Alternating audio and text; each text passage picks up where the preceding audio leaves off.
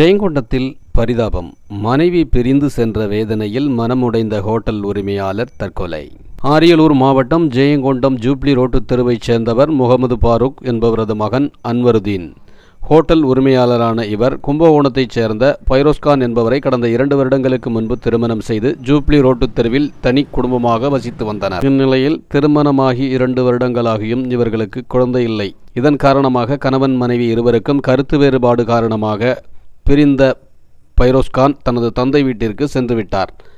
இந்நிலையில் கடந்த சில நாட்களாகவே மனம் உடைந்த நிலையில் காணப்பட்ட அன்வருதீன் வீட்டில் யாரும் இல்லாத போது தனது மனைவியின் துப்பட்டாவால் மின்விசிறியில் தூக்கிட்டு தற்கொலை செய்து கொண்டார். மகனை தேடி பார்த்த நிலையில் வீட்டின் அறையில் உள்ள மின்விசிறியில் தூக்கிட்டு தற்கொலை செய்து கண்டு அதிர்ச்சியடைந்து ஜெயங்கொண்டம் போலீஸ் நிலையத்திற்கு தகவல் தெரிவித்தார். தகவலின் பேரில் ஜெயங்கொண்டம் போலீசார் சம்பவ இடத்திற்கு சென்று அன்வருதீன் உடலை கைப்பற்றி பிரேத பரிசோதனைக்காக ஜெயங்கொண்டம் அரசு மருத்துவமனைக்கு அனுப்பி வைத்து தற்கொலைக்கான காரணம் குறித்து விசாரித்து வருகின்றனர். மனைவி பிரிந்து சென்றதால் கணவன் இறந்த சம்பவம் அப்பகுதியில் பெரும் சோகத்தை ஏற்படுத்தியுள்ளது.